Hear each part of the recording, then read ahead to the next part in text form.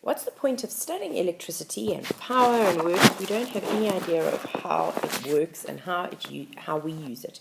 So over here we've got a schematic diagram of a power station, and sadly, very sadly for me, this is what most power stations in South Africa look like. We really should be looking at wind and solar and more hydro, but most of our power stations are coal, and more than that, we appear to be building more coal power stations. Anyway, so you start with some coal, and they pulverize it. And by the way, the reason they pulverize it and they make it into a fine powder is because they increase the surface area by doing that. And we know that the surface area being increased would increase the rate of the reaction. So what it means is you land up getting a much hotter fire out of that because for much less coal. Because all the surface area is exposed, that burns and it boils some water, and the water then, the steam comes off the water and it drives a turbine, which is a turning thing, turns round and round and round and round, which then turns magnets inside coils of wire, and that generates electricity. We're going to have to pay for that electricity somehow, and we're going to talk about how do they bill us for electricity as well. So this is just a list of how it all happens, which I've just described, but it's just written over there. On each of our homes, we've got something that resembles this. This is a meter. Some people will have prepaid meters. Some people will have meters just in certain parts of their houses, and some people will have a meter up at the road. But what happens is that every bit of electricity that comes off the grid and into your home that you use ticks over in this unit over here called a kilowatt hour. Now, a kilowatt hour measures energy. It does not measure power. It is not a watt, it's not a kilowatt, it is a kilowatt hour. Now, if we remember that work done is equal to power times by time. Why? Because we've got on our information sheet that power is equal to work done divided by time. It is the rate at which work is done. And so if I take work done as power, that's watts, and which is very inconvenient because it looks a lot like work done, but now I'm talking in the units over here.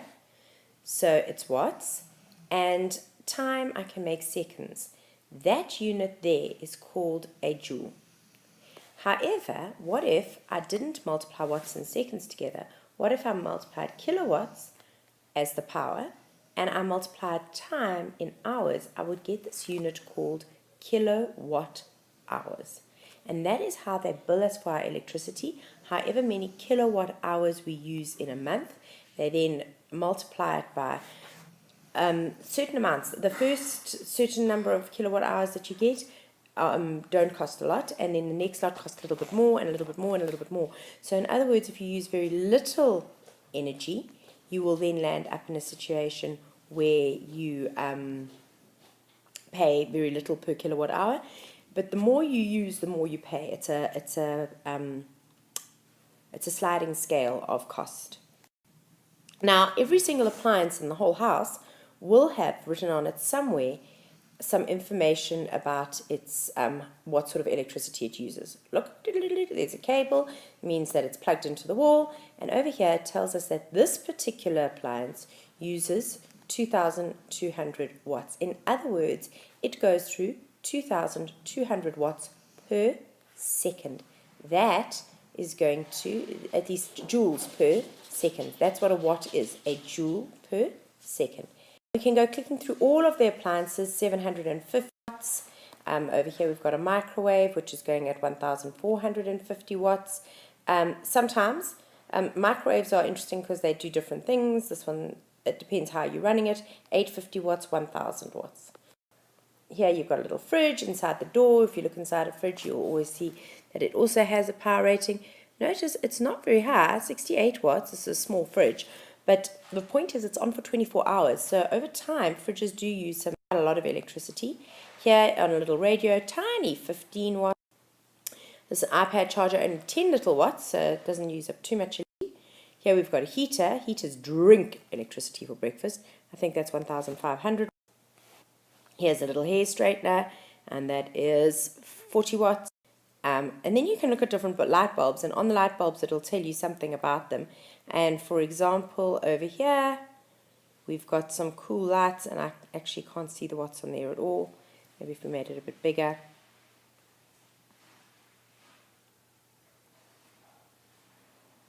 Ah, there we go. It's a 15-watt light bulb, and if you take a look at one of these spots, it's going to be even higher. The compact fluorescents tend to have a lower watt output.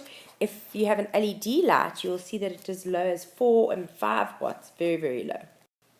Anyway, if you took that power in watts and you wrote it down as a number, you could convert the power into kilowatts all the time, and we do that by dividing by 1,000. And then we can decide how long do we use that for. And if we use it for an hour, it's going to be 60 minutes, which is, 1 hour. Notice I have to put my time into hours all the time. So if it's only 1 minute, it's 1/60th of an hour. 10 minutes is 1/6th of an hour. 3 hours is 3 hours. Anyway, the fridge is going for 24 hours and for however long you use them. And then how do you work out kilowatt hours? Very difficult. You multiply the kilowatts by the hours. Kilowatt by hour, kilowatt by hour. And it's interesting to see what answers do look like. You could put it in a table and you could see that, this is just your calculation. How do you get kilowatt hours? Power times time gives you the... And you find that certain appliances, for example, because we don't use the kettle for very long, it has quite a low kilowatt hour output. Computer gets used for a long time and therefore has quite a high value. Here is your heaters. They use a lot of kilowatt hours in a day, and something like a fridge would use a fair amount as well. But some of our appliances actually use very, very little kilowatt hours. But add them up, multiply that by 30, then you multiply it by the year by 12, and it starts to add up where every single little thing does count. Now, that's just a bar graph where you can see how much power each of the different things in your house uses.